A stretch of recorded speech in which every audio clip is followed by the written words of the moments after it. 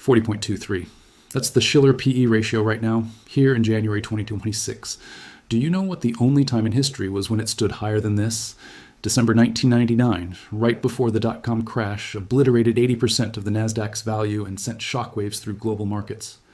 And here's what should genuinely concern every investor, every saver, every person with a retirement account or a home or a business.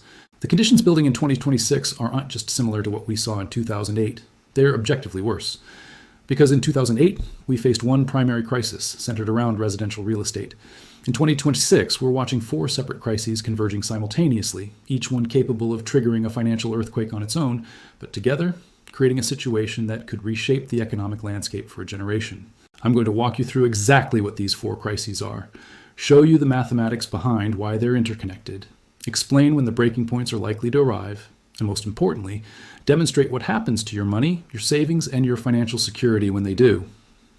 Let me start by showing you why the expert consensus is so dangerously wrong.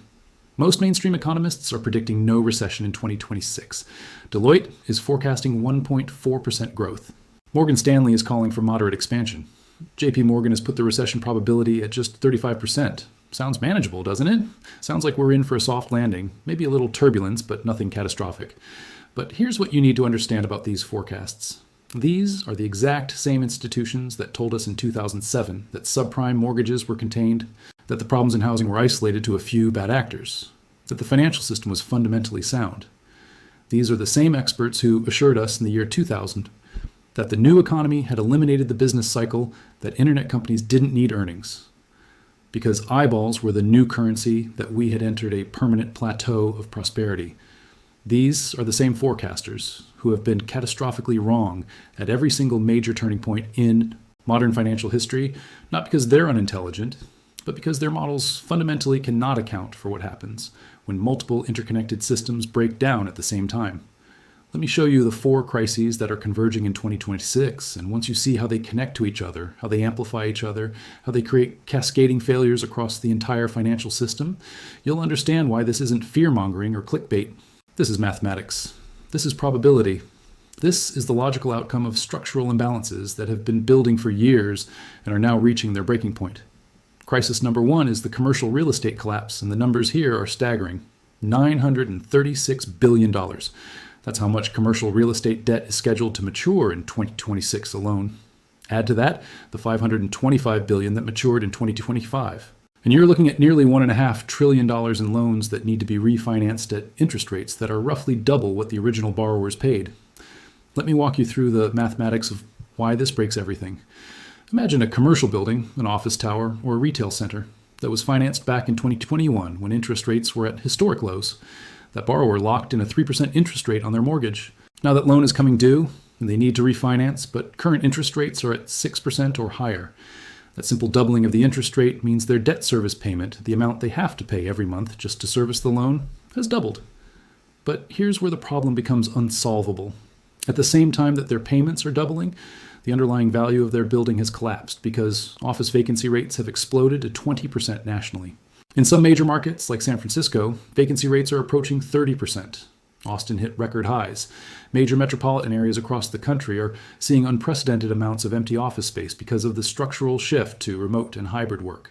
So now you have a borrower facing an impossible situation. They owe more on the building than the building is currently worth in the market. Their monthly payment has doubled, and they can't sell the property because there are no buyers willing to pay anywhere near what they owe. What's the rational economic decision in that scenario? They hand the keys back to the bank. They walk away. They default. And we're already seeing this play out in real time. CMBS delinquency rates, that's commercial mortgage-backed securities, hit 6.59% in the third quarter of 2025. For office buildings specifically, the distress rate reached 10.9% in October, up dramatically from 6.7% just 2 years earlier. 278 banks have been specifically identified by regulators as vulnerable due to concentrated commercial real estate exposure. Over 900 banks across the United States are still carrying commercial real estate exposure that exceeds 300% of their capital, meaning if just a fraction of those loans go bad, these banks become insolvent. Think back to 2008 for a moment. In 2008, the problem was residential mortgages. Banks had loaded up their balance sheets with subprime home loans, loans made to borrowers who couldn't afford them, packaged into securities with fraudulent ratings and sold across the global financial system. When those mortgages went bad, banks collapsed, the credit markets froze, and we entered the Great Recession. Today, the problem is commercial mortgages. Banks have loaded up on office buildings, on retail centers, on multifamily properties that are going bad for structural reasons related to how we work and shop and live. It's the same mechanism, just a different asset class. The banking system absorbed roughly $400 billion in losses during the Great Financial Crisis. Commercial real estate losses in this current cycle could easily exceed that number, and the banks are nowhere near prepared for losses of the magnitude concentrated in a single sector. Crisis number 2 is the stock market bubble, and by every historical measure we have, we are in bubble territory.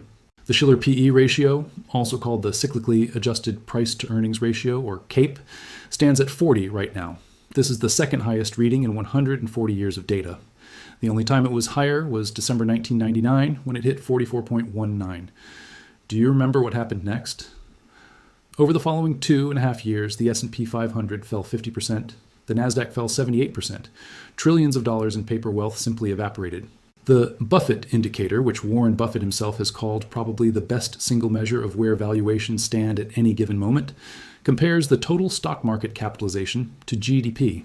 Right now, it sits at 225%. The historical average is between 80 and 100%. Anything above 160% is considered significantly overvalued. Warren Buffett himself said that ratios approaching 200% mean investors are playing with fire. We're at 225%.